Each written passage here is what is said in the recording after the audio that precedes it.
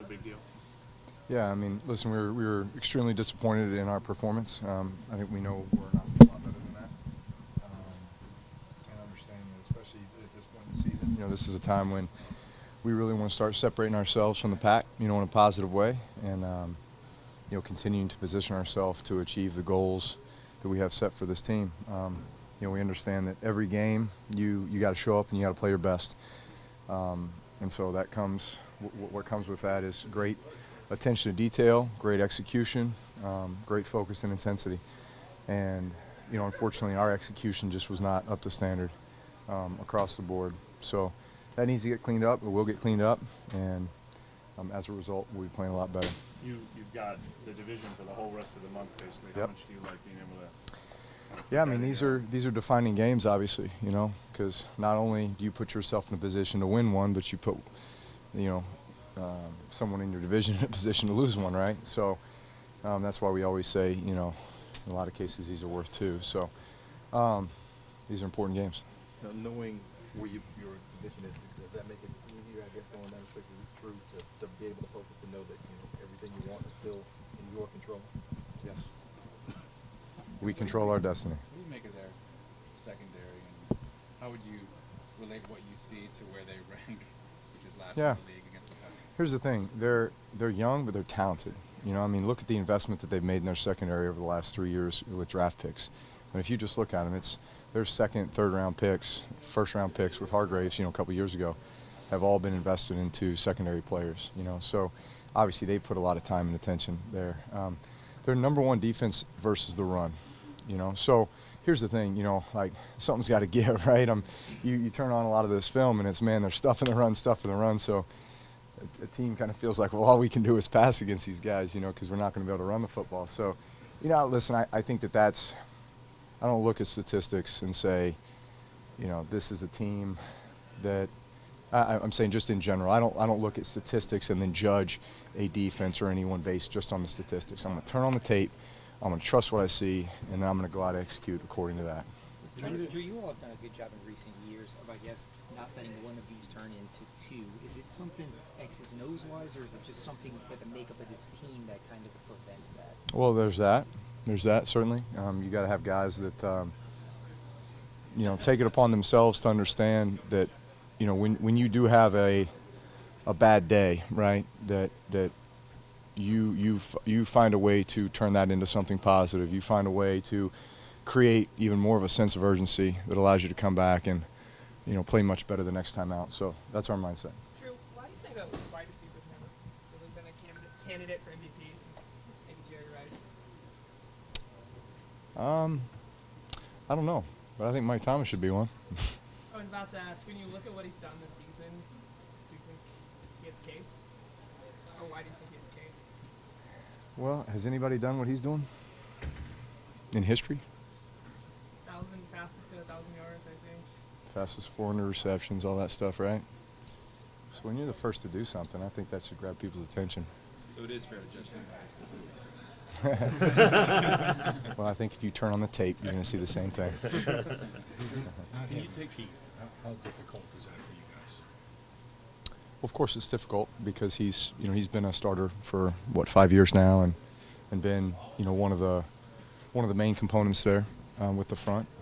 But I mean, as is our league, and every season, you're going to have guys that go down for a period of time. You hope not too long, and you have to have guys step up and fill in and do the job. And I'm confident with the guys we have to do that.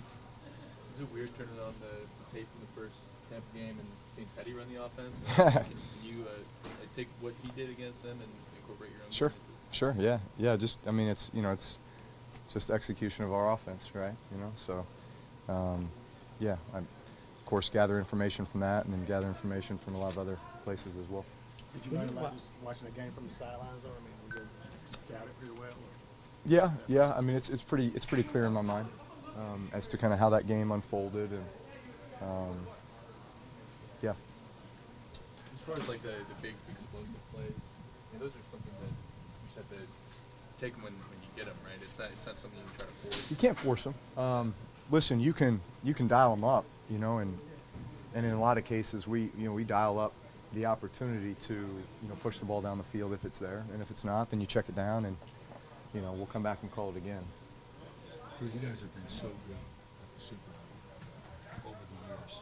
To not get a touchdown there, that's Unacceptable. There you go. Unacceptable.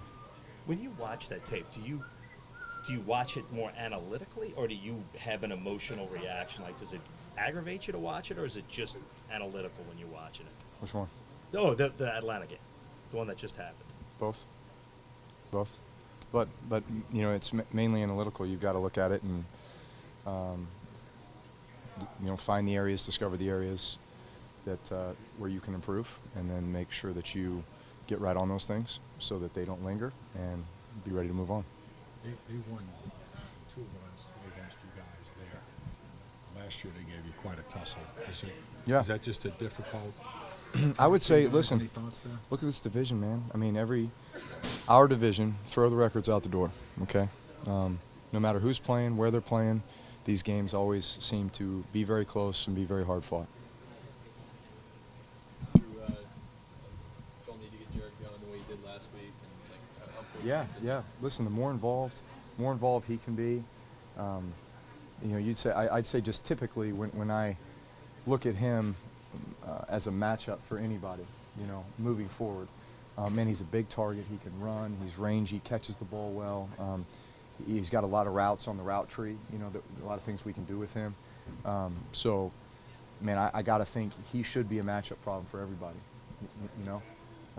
So you complement him with Mike Thomas and Alvin Kamara and Ted Ginn and Traquan Smith and the other guys that we can work into the mix, and man, he could be highly productive. Yes. How much do you think an extra week will help out as he tries? I think it will. I think it will. Still on the mend a little bit, but yeah, he'll be good. Drew, did you work with Joe Brady a lot the previous 2 seasons? Yeah. I mean, he was in our meetings every day as an offensive assistant. So we had a great rapport. He did a great job for us.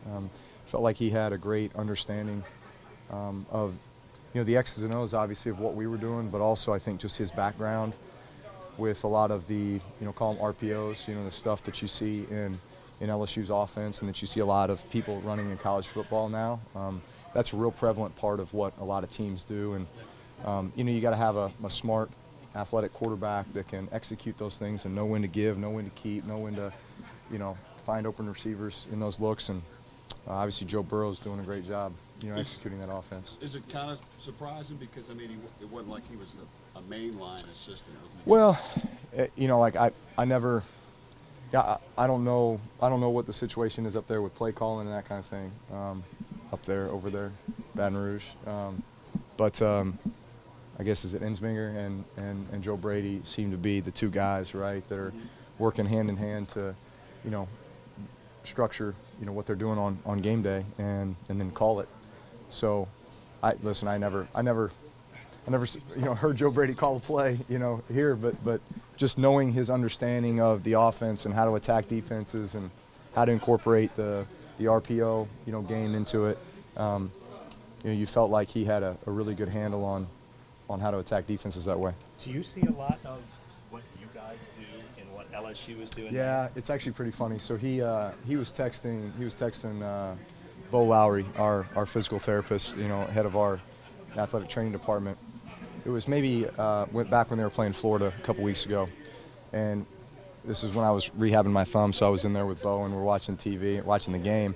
And at the end of the game, they run this play, and I said, "Hey, text Joe Brady right now and say, hey, great job checking to, a certain play versus a certain coverage, a certain look. It was a great call." And then, of course, after the game, he gets a text back from Joe Brady saying, "How do you know what that's called?" So we kind of had this back and forth where he's like, "I'm sitting here next to Drew." He called it. Was that a touchdown? Yeah, it was a touchdown. Yeah, it was the game. It was basically what sealed the game. Oh, yeah. Is that the screen on the wall? It wasn't a screen, although I called that from a mile away back when they played Auburn, I believe. Saw it. You knew it was Yeah, in there. yeah. I think it got stuffed though. It got stuffed. I think it was on 4th and goal. Oh, yeah. It got stuffed. Yeah, the timing of the motion wasn't what it should have been. That's So straight out of the playbook. though, listen, right? the minute it started going, I was like, oh, here we go. I was like, I don't like the alignment, and sure enough, I got stuff. But no, I can at times I can see what they're doing and call it out. So is that a strength that he could be here for a short amount of time, learn what went on here, and then apply it at a college level to? Listen, every play caller is going to have, you know, their inspiration or you know, bits and pieces of where they've been and what they've been able to, you know, gather from those places or certain offenses, and then apply it to what they're going to make is their own, right? So, listen, Sean Payton, we run a version of the West Coast offense. Well, you know, it's a little bit of Bill Walsh, it's a little bit of John Gruden, it's a little bit of, you know, all the places he's been and the people that he's been around that have that exposure. But at the end of the day, you kind of make it your own, right? How many, you know, Seattle Seahawks defensive coordinators have you seen go on to become head coaches places? And they're not running the exact same system, you know. They've got little nuances. It's stuff that they've maybe picked up along the way from other places, other people, other coordinators.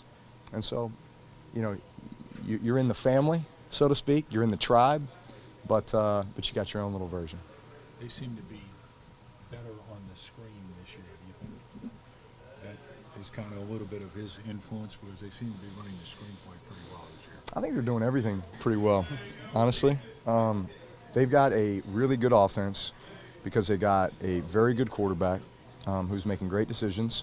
The RPO game is hard to defend, especially with that running back who looks just like Mark Ingram, by the way, 22.